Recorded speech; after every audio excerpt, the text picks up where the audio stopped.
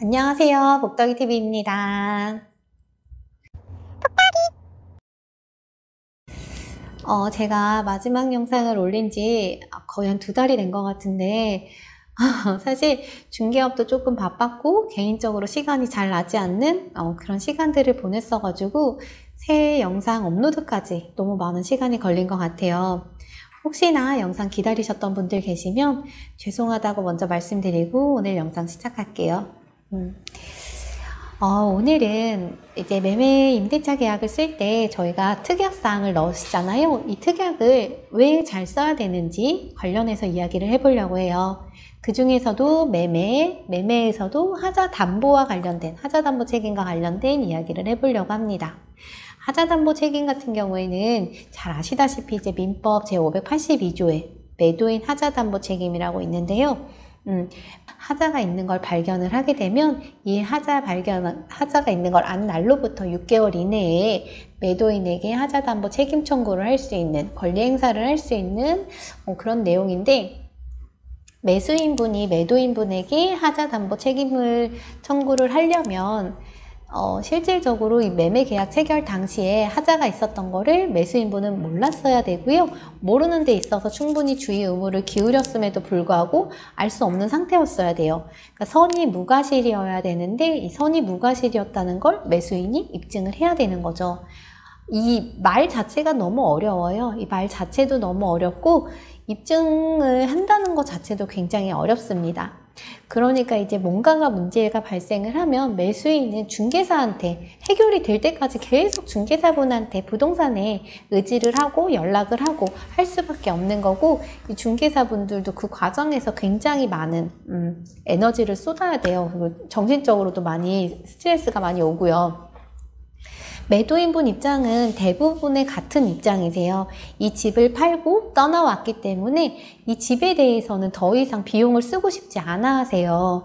그래서 매도인분은 대부분 내가 살 때는 문제가 없었다 라면서 이렇게 약간 좀 책임을 피하시려고 하는 입장이시고, 매수인 입장에서는 내가 산지 얼마 안 됐기 때문에 이거는 매도인이 이제 하자가 있는 상태로 집을 판 거 아니냐 하고 계속적으로 매도인한테 책임을 지으려고 하고, 이런 상황에서 중개사분들은 양쪽 입장을 들으면서 누군가는 책임을 져야 되잖아요.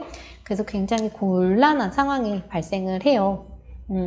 그래서 특약을 정말 잘 써야 되는데, 특약을 쓰실 땐 하자담보 책임 청구의 범위를 정해두시는 게 좋으시고요. 하자담보 책임 청구의 범위를 정했으면 여기에 하자가 발생을 했을 때 잔금일 기산으로 하면 잔금일로부터 며칠 이내에 언제까지 매도인이 책임을 지는 거고, 이 기간을 벗어나게 되면 매수인이 알아서 처리를 하셔야 된다 라고 명시를 하시고, 만약에 여기에 보일러를 넣게 돼요. 보일러 고장 같은 경우에는 잔금일로부터 4일 이내 이런 식으로 넣고 있거든요. 보일러 고장이 4일 이내에 잔금일로부터 4일 이내에 발생한 보일러 고장은 매도인이 수리를 해줘야 되는데, 수리를 할 때 이 청구 금액은 수리비로 한정한다. 이런 식으로 넣어주셔야 돼요. 간혹 교체를 해버리시는 경우도 있는데, 수리비가 20만 원이고 교체비가 80만 원이라면 매도인분의 책임은 수리비용인 20만 원까지만 있는 거고요. 나머지 60만 원은 매수인분이 돈을 더 보태서 교체를 하시거나 아니면 20만 원만 받아서 수리를 하시거나 선택을 하시는 거지, 이 매도인의 책임은 20만 원까지입니다. 이런 식으로 금액은 어디까지인지도 명시를 해두시는 게 제일 좋으세요. 제가 이 얘기를 하는 게 실질적으로 제가 개업을 한 지 1년 4개월 정도 됐는데 하자담보 책임과 관련해서 굉장히 힘들었던 기억이 있어요. 제가 그때 하자 특약을 어떻게 넣었었냐면요. 중대한 하자를 제외한 하자에 대하여는 매도인에게 책임을 묻지 않는다 라고 넣었고, 여기서 이제 조금 더 나중에 살을 붙여서 잔금 완료일 이후 6개월 이내에 발생한 중대한 하자, 누수 등은 매도인 책임으로 한다.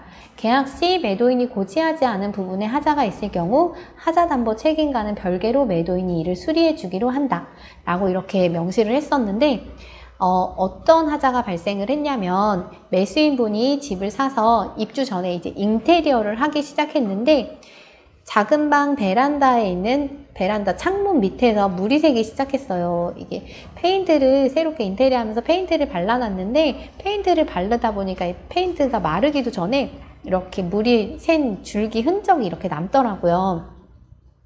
근데 결론은 실리콘 노후로 인한 건데 여기에 제가 어떤 것까지 매도인이 책임을 지겠다라는 걸 명시를 안 하고 그냥 중대한 하자라고만 넣었잖아요.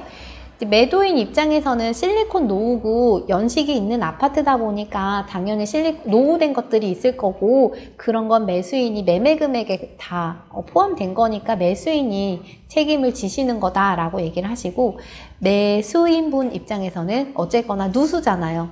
누수는 중대한 하자다 이렇게 주장을 하는 상황이었어요. 이게 중대한 하자라고만 딱 명시를 해놓으니까 서로 기준이 달라지는 거예요. 중대한 하자에 대해서 매수인은 여기가 이건 중대한 하자다 이러고 매도인은 이 정도는 중대한 하자가 아니다라고 주장을 하시는 거고, 실질적으로 뭐 판례가 있기는 한데 매수인분이 그거를 이제 받아들이지는 않는 상황이었어가지고 실리콘 노후로 인해서 발생한 하자이기 때문에 실리콘 교체만 하면 해결이 되는 그런 상황이었잖아요. 결론은 제가 그냥 제 비용을 들여서 교체를 해드리는 걸로 마무리를 지었어요. 더 이상 여기에 스트레스를 받고 싶지 않아서 그냥 제가 해드리겠다 하고 이렇게 끝낸 상황이었는데, 그래서 그 뒤로부터는 어디까지가 매도인 책임이고 며칠까지만 매도인 책임이고 나머지는 기본적으로 매수인은 하자담보 책임 청구를 하지 않는다라고 명시해서 넣고 있어요. 근데 이제 이렇게 하자담보 책임 청구를 하지 않는다라고 넣어도요, 사실은 뭐 문제가 생겼을 경우에 저희가 이 면책특약 적용을 배제하고도 매도인한테 책임 청구를 할 수는 있어요. 근데 그거는 매수인의 선택인 거고, 저희끼리 약정한 거는 일단은 어디까지만 하기로 했으니까 문제가 발생했을 때 계약서를 꺼내서 보자고 하고, 여기에 대해서 실리콘 노후 같은 경우에는 하자담보 책임 범위에 없기 때문에 매수인분이 하셔야 된다라고 이제 뭐 말씀을 드리고 있고요. 거의 그 뒤로는 원만하게 좀 해결이 되고 있는 편이에요. 그리고 제가 있는 지역이 워낙에 구축 아파트들이 많은, 오래된 연식이 있는 아파트들이 많은 곳이다 보니까 제가 특약으로 하나를 더 넣고 있기는 하는데, 본 물건은 2005년 입주한 아파트로서 노후로 인한 소모품, 기타 시설물 등은 교체 수리가 필요할 수 있고 현재 상태로 인수인계한다라고 넣고 있습니다. 그럼 여기에 보면은 이제 실리콘 노후 같은 경우에는 기타 시설물의 교체 수리가 필요한 부분이기 때문에 제가 명시를 해드렸잖아요 라고 이렇게 말씀을 드리고 있고, 계약을 쓸 때 저 특약을 읽을 때 그 실리콘 관련해서는 꼭 말씀을 드리고 있어요. 이 실리콘이라는 게 워낙에 이제 날씨 영향을 많이 받아서 수축 팽창을 하면서 미세 틈이 발생을 할 수가 있는 부분이라 그런 거에 대해서는 잘 미리 이제 계약을 쓰면서 얘기를 드리고 있는 편이에요. 지금 계속 거기 실리콘에 꽂아갖고 그 얘기만 하는 것 같은데, 결론적으로 말씀을 드리면 특약을 쓸 때 하자담보 관련해서는 꼭 우리 어디 범위까지, 또 예를 들어서 이제 보일러 아랫집 누수, 보일러 고장은 잠금일로부터 4일 이내, 아랫집 누수는 잠금일로부터 60일 이내에 발생하게 되면 매도인이 책임지기로 하고, 나머지 부분에 대해서 매수인은 하자담보 책임 청구를 하지 않는다. 그리고 청구 금액은 수리비로 한정한다.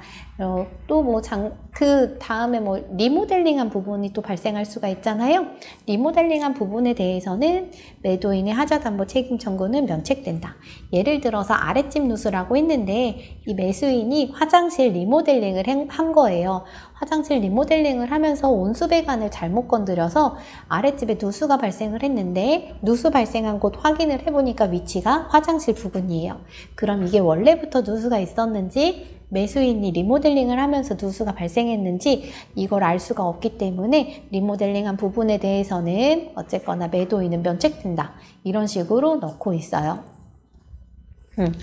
이제 저희가 매매 임대차 같은 경우에는 정말 분쟁이, 주거용 같은 경우에는 분쟁이 좀 많이 발생하는 부분들이기 때문에 특약사항 꼼꼼하게 잘 기재를 하셔서, 이거는 중개사분을 위하는 특약이기도 하지만 매수인, 매도인분을 위하는 특약이기도 해요.